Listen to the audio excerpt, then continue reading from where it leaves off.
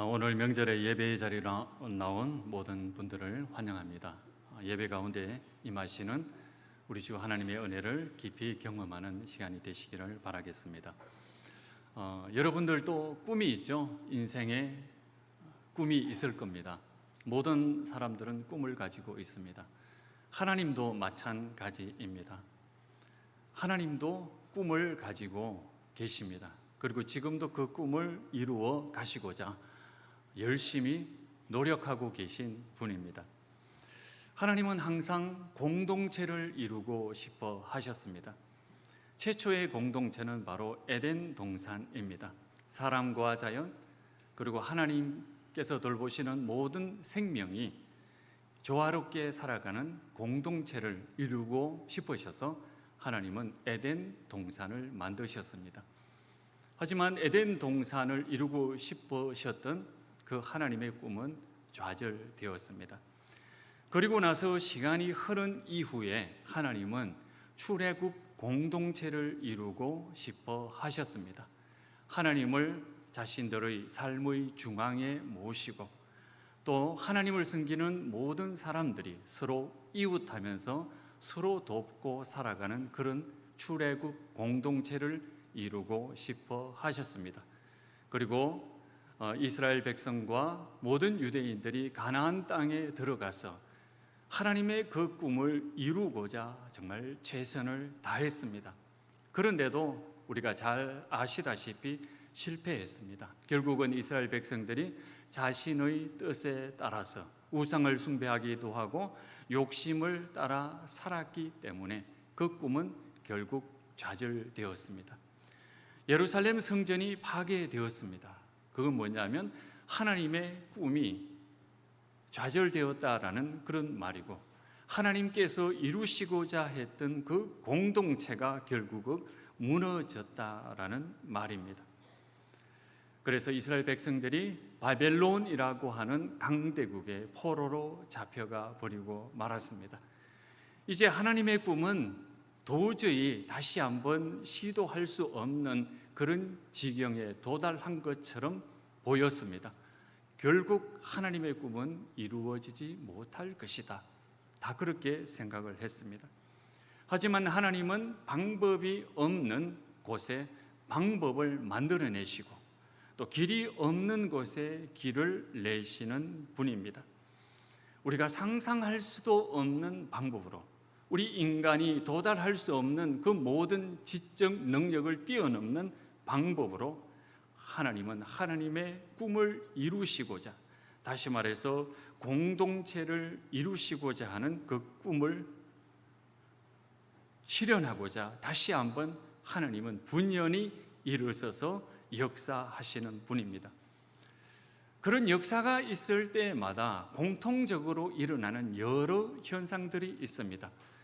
여러 현상 중에서 오늘 에스라에서는 바로 하나님께서는 사람을 사용하시고 또 그 사람들 중에는 하나님의 뜻을 깨닫고 기쁘고 즐거운 마음으로 헌신하는 사람들이 있음을 보게 됩니다. 결국 두 부류의 사람들이 있습니다. 하나님께서 사용하시는 사람, 하나님께서 사용하지만 하나님을 전혀 알지 못하고 하나님께서 자신을 사용한다는 것조차 모른 채로 살아가는 사람들이 있는가 하면, 하나님께서 나를 사용하시는구나, 이 영광스러운 사역에 나를 부르셨구나, 기쁘고 즐거운 마음으로 헌신하는 그런 사람들이 있습니다. 믿는 사람들이라고 하는 것은 결국 하나님과 더불어 하나님의 마음, 하나님의 뜻을 깨닫고 하나님의 꿈에 즐거운 마음으로 동참하는 사람들, 그 사람들이 바로 믿는 사람들입니다. 오늘 본문에서 우리는 첫째 부류의 사람들, 하나님께서 사용하시지만 결국 하나님을 알지 못하기 때문에 하나님께 예배하지 못한 사람을 한번 살펴보도록 하겠습니다. 에스라 1장에 등장하는 조서를 발표하는 고레스 왕이 바로 그런 사람입니다. 고레스 왕은 하나님께서 사용한 사람이었지만 결국 하나님을 알지 못했던 왕입니다. 이것을 우리가 알기 위해서는 우리가 역사를 한번 살펴보아야 됩니다. 이스라엘 백성들은 바벨론으로 강제 이주를 당해서 70년이라는 세월을 보냈습니다. 이스라엘 사람들을 붙잡아 간 사람들은 원래는 아수르 사람이었습니다. 아수르 사람들은 북이스라엘을 침공해서 사마리아를 정벌하고 나서 이스라엘 백성들을 강제로 이주시켰습니다. 그리고 아수르 사람들은 잔인하기로 유명했던 사람들입니다. 그리고 150년이 지난 이후에 유다도 멸망을 하게 됩니다. 이때는 바벨론 느부갓네살 왕이 예루살렘을 정벌을 했습니다. 그리고 바벨론은 아수르 사람들처럼 굉장히 잔인한 사람들이었습니다. 많은 예루살렘 주민들이 죽음을 당했고 왕의 아들은 사형을 당했고 자신의 아들이 죽어가는 그 모습을 보면서 눈물 흘렸던 왕은 눈물 흘렸다는 그 이유로 눈알이 뽑힌 채 쇠고랑에 차서 바벨론으로 사로잡혀 가야만 했습니다. 이때가 주전 587년입니다. 바벨론으로 끌려가면서 많은 유대 사람들이 죽었습니다. 얼마나 많은 사람이 죽었는지 우리는 알 수가 없습니다. 그런데 우리가 한번 추측해 볼 수 있는 것은 1937년에 고려인들이 바로 스탈린에 의해서 중앙아시아로 이주당했을 때의 그 모습을 돌이켜보면 얼마나 많은 사람이 죽었는지 알 수가 있습니다. 고려인들이 17만 명이 중앙아시아로 강제 이주를 당했습니다. 이주를 하면서 그리고 그곳에 그 땅에 내버려져서 살아가면서 정착하는 과정에 최대 5만 명 정도 죽었을 것이다. 다시 말해서 3분의 1 정도가 병이 걸리거나 그 다음에 아사하거나 또 추위에 얼어 죽었습니다. 아마 유대 백성들도 바벨론으로 끌려가면서 아마 이보다 훨씬 더 많은 사람들이 죽었을 것입니다. 그러나 정착해서 사는 동안에 하나님의 은혜가 임했습니다. 바벨론에 살아가면서 어느 정도 자유를 얻게 되었습니다. 농업에 열심히 종사했습니다. 어떤 사람은 상업을 하기 시작했습니다. 어떤 사람은 금융업에 뛰어들었습니다. 어떤 사람은 관료로 진출했습니다. 대표적인 사람이 바로 다니엘과 모르드게 같은 사람입니다. 돈도 벌고 자리도 잡고 그렇게 살아갔지만 그들은 남의 나라에 살아간다는 그 서러움, 그 핍박 속에서 그 서름 속에 살아가야만 되었습니다. 생명을 위협당하는 그런 일도 많이 겪었습니다. 그러나 하나님께 기도하면서 그 모든 것들을 이겨냈습니다. 이런 육신적인 하나님의 은혜만을 누린 것이 아닙니다. 신앙에 있어서도 하나님의 은혜가 임했습니다. 원래 사람들이라고 하는 것이 고향을 떠나 고생을 하게 되면 하나님을 더 간절하게 찾게 마련입니다. 바벨론에 살면서 이 사람들은 하나님께서 우리에게 주신 그 말씀이 어떠했는지 찾아서 모으기 시작했습니다. 이제까지 단편적으로 가지고 있던 말씀들을 수집하기 시작했고 책으로 엮어내기 시작했습니다. 그 중에서도 가장 감명 깊게 읽었던 예언이 바로 예레미야의 예언이었습니다. 여러분, 예레미야가 어떤 사람인지 잘 아시죠? 예레미야는 예루살렘이 멸망할 때 예루살렘이 멸망할 것이다, 심판할 것이다 라고 하는 그런 예언을 했던 예언자입니다. 그리고 예루살렘이 멸망을 당하고 그 불타는 과정 속에서 그 백성들과 함께 눈물을 흘리며 함께 고생을 하며 함께 기도하고 지도했던 인물입니다. 그러다 보니까 바벨론에 살아가던 그 사람들은 특별히 예레미야의 그 예언을 즐겨 읽었을 것입니다. 그러면서 그들은 생각했습니다. 우리가 지금은 힘이 없어서, 그리고 남의 나라에 끌려와서 이렇게 고생하고 살아가지만, 그러나 하나님께서 우리와 함께 하신다면 다시 한번 우리는 하나님께서 원하시는 그 꿈의 공동체를 이룰 것이다, 이렇게 기대하면서 기도하며 때를 기다리고 있었습니다.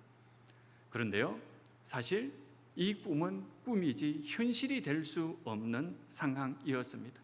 70년이라고 하는 세월이 흘렀지만 그러한 꿈을 실현할 수 있는, 다시 말해서 예루살렘으로 되돌아갈 수 있는 희망은 전혀 없었습니다. 그것은 불가능한 일이었습니다. 왜냐하면 바벨론은 그 당시 전 세계를 지배하는 제국이었습니다. 우리가 지금 이 시대에 미국이 전 세계를 지배하는 것처럼 그 당시 바벨론은 지중해 일대를 인도까지, 그리고 남으로는 이집트까지 지배하고 있던 대제국이었습니다. 그런데 그 약속 민족인 유다 사람들이 예루살렘에 다시 되돌아가서 성전을 건축할 수 있다라고 하는 그것은 헛된 망상에 지나지 않았습니다. 그런데 놀랍게도 하루아침에 청천벽력 같은 일이 벌어집니다. 우리 성경에는 바사라고 하는 지명이 나오는데 그 바사는 페르시아를 이야기합니다. 페르시아는 원래 지금의 이라크 지역에 있는 아주 조그마한 나라였습니다.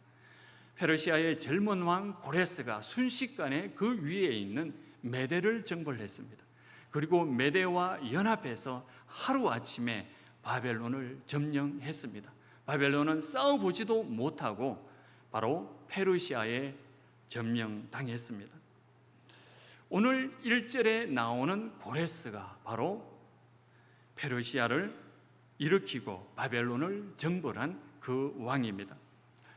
미국 초등학생들이 가장 즐겨 읽는 역사책 중에 수잔 바우어가 쓴 세계의 이야기라고 하는 세 권으로 된 책이 있습니다. 그 책에 보니까 고레스에 대해서 극찬을 해 놓았습니다. 세계 최초의 계몽군주이다, 이렇게 극찬을 했습니다. 이 사람뿐만 아니라 많은 역사가들이, 예를 들어서 그리스의 투기디데스 같은 사람들은 정말 현명한 정복자였다, 이렇게 평가를 합니다. 많은 사람들이 고레스를 굉장히 칭찬합니다. 왜냐하면 고레스는 굉장히 관용적인 사람이었습니다. 정복했던 그 민족을 자신의 나라로 되돌아갈 수 있는 길을 열어주었습니다. 바벨론은 한 나라를 정복하면 그 나라를 아주 잔인하게 초토화시켜버리고 남아있는 사람들을 강제로 이주시켜 버렸습니다. 심지어 신들도 사로잡아 갔습니다. 어떤 한 나라를 정복하면 그 신들을 우리가 이겼기 때문에 그 신들 또한 포로로 잡아가야 된다고 그 신상을 바벨론에 있는 신전으로 옮겨버렸습니다.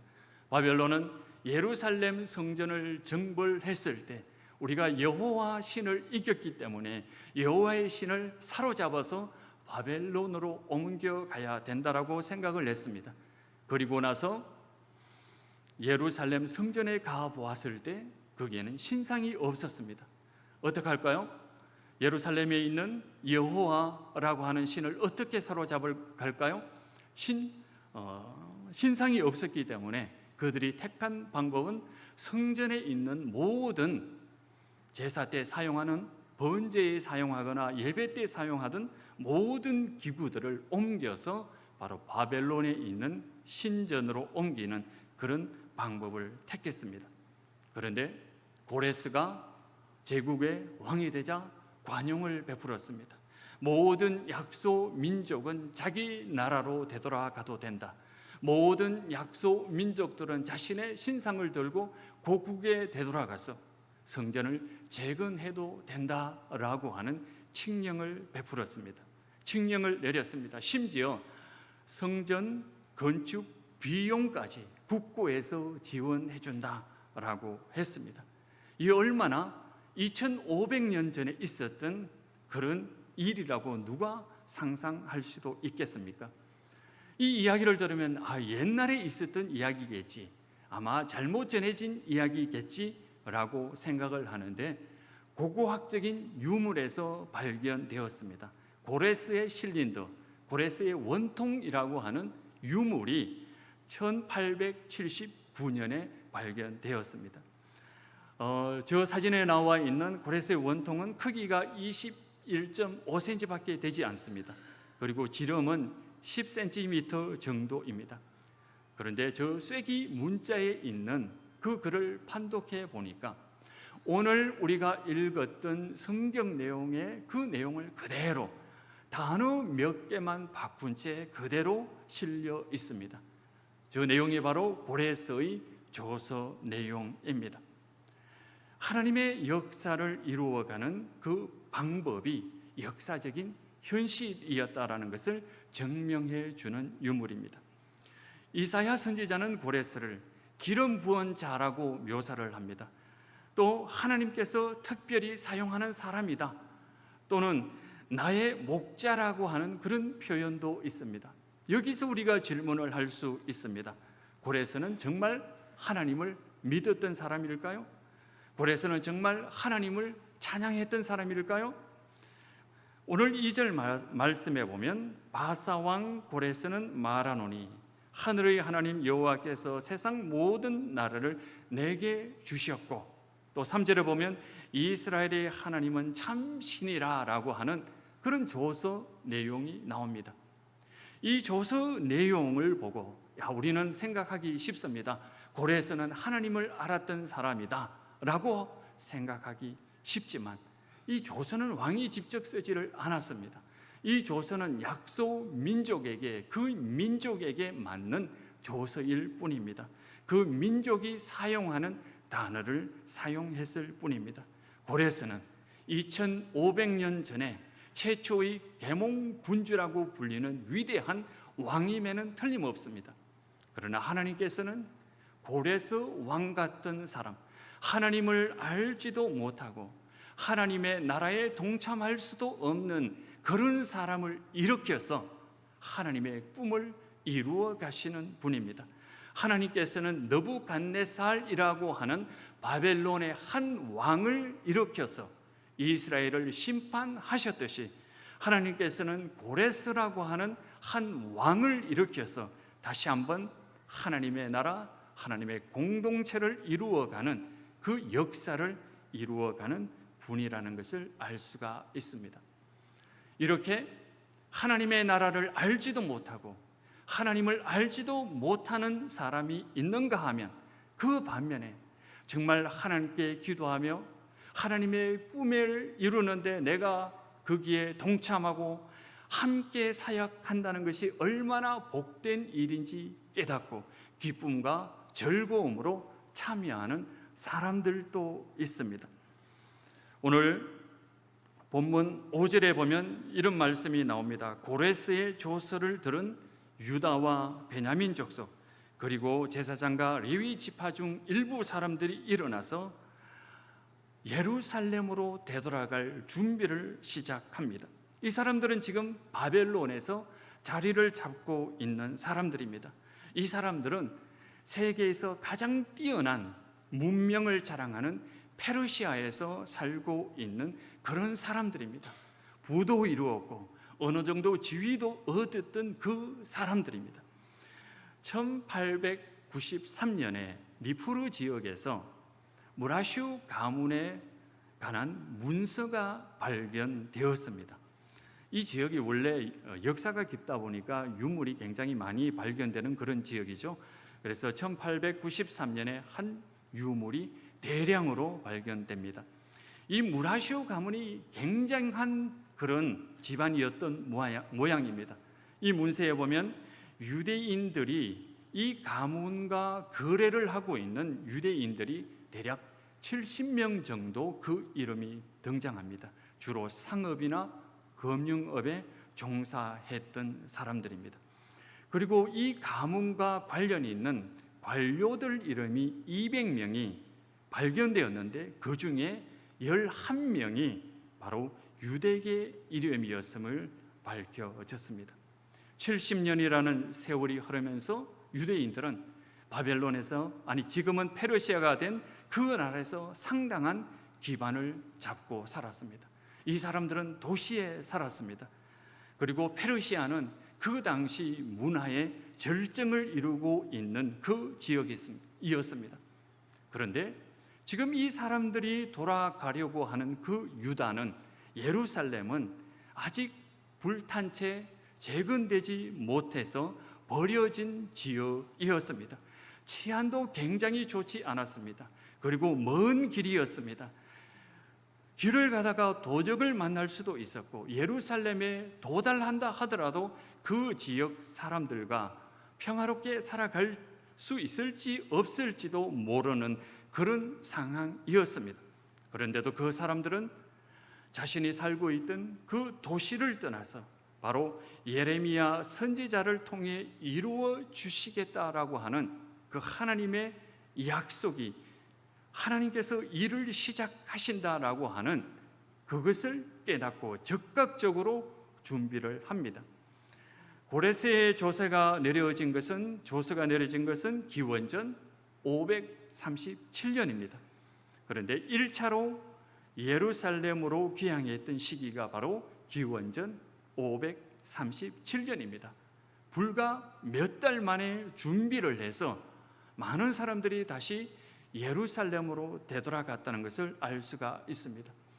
우리 가족 중에 누가 이민을 간다면 몇 년을 준비를 합니다. 지금도 그렇습니다. 그런데 그 당시에 살았던 사람들이 자신의 가족을 이끌고 고레스의 조서가 내리자마자 곧바로 짐을 싸서 예루살렘으로 향한다는 것은 대단한 믿음이 아니고서는, 대단한 헌신이 아니고서는 바로 불가능한 그런 사실입니다. 또 하나 재미있는 사실이 있습니다. 하나님의 역사는 이렇게 짐을 싸서 곧바로 헌신하는 그 사람들만으로 이루어지지는 않습니다. 온 공동체가 함께 해야만 됩니다. 오늘 6절 말씀에 이런 말씀이 있습니다.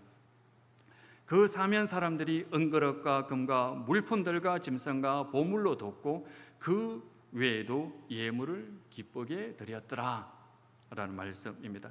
여기서 사면 사람들은 누구일까요? 바로 유다로 귀환하지 않았던 사람들입니다.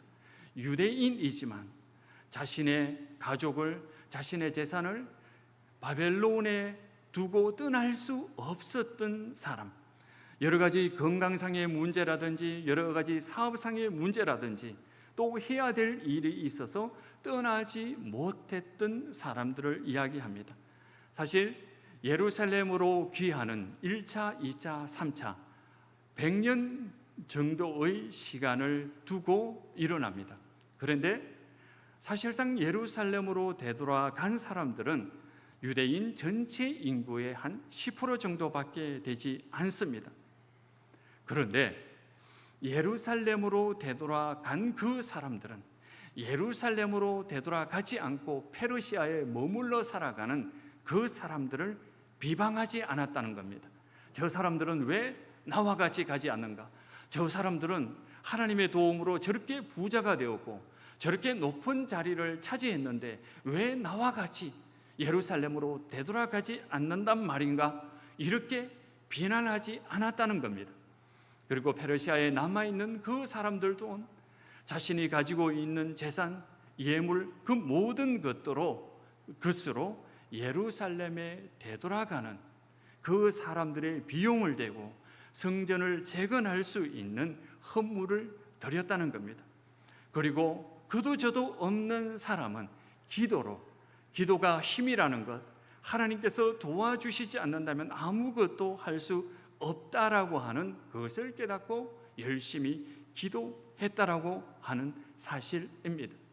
그래서 하나님의 꿈인 하나님의 공동체를 이루기 위해서는 몸으로 온 정신을 다해서 헌신해야 하는 사람이 있는가 하면, 또한 여러 가지 사정으로 인해서 물질을 바치고 정성을 다하는 사람이 있는가 하면, 또 그도 저도 못하는 사람들은 하나님께 온전히 기도하는 사람. 중요한 것은 모든 공동체가 함께 참여해야만 그 꿈을 이룰 수 있다는 것을 우리가 알 수가 있습니다. 예수님은 이 세상에 오셔서 두 가지를 이루고 싶어 하셨습니다. 하나는 하나님의 가족을 이루는 것입니다.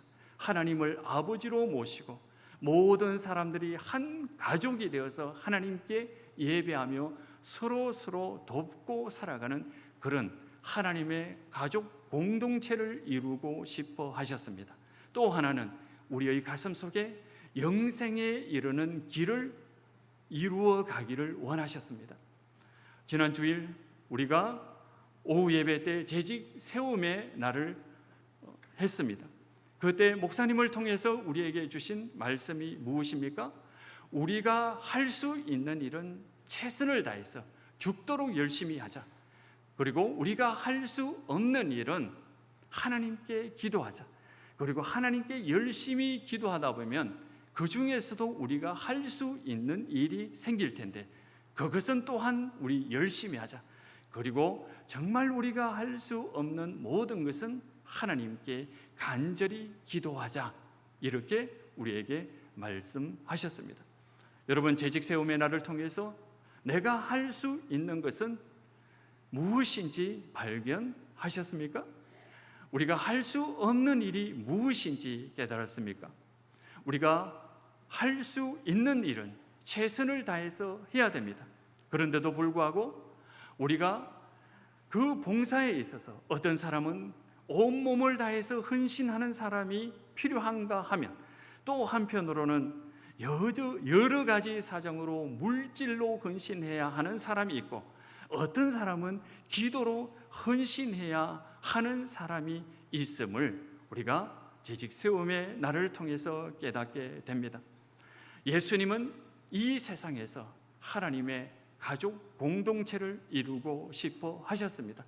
그것을 이루시기 위해서 오늘도 사람을 세우고 사람을 찾고 사람을 일으키시는 분이고 사람에게 은혜를 베푸시는 분입니다.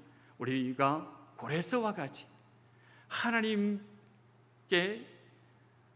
사용하시는 사람이 있을 수 있습니다. 그러나 고레스와 같이 하나님을 전혀 알 수 없기에 하나님께서 사용하시지만 하나님의 공동체에 들지 못하는 사람이 있다면 그것이 얼마나 슬픈 일이겠습니까? 그러나 우리는 예수님을 믿는 사람입니다. 하나님의 꿈이, 예수님의 꿈이 무엇인지 아는 사람입니다. 예수님께서 우리를 위해서 무엇을 하신지도 다 알고 있는 사람입니다. 우리가 하나님의 꿈에 하나님의 그 공동체를 이루고 싶어하는 그 사역에 우리가 동참한다면 하나님의 은혜와 사랑을 함께 누릴 수 있는 믿음의 공동체가 될 수 있을 것입니다. 그리고 우리가 하는 만큼 우리의 삶은 더욱더 풍성할 것이고 우리의 공동체는 더욱더 하나님께 예배하며 하나님을 사랑하고 이웃을 사랑하는 그런 공동체가 될 수 있을 것입니다. 우리 가슴 속에 깨달은 그것을 실천하는, 그래서 우리가 하나님의 꿈을 이루어가는 믿음의 사람이 되기를 바라겠습니다.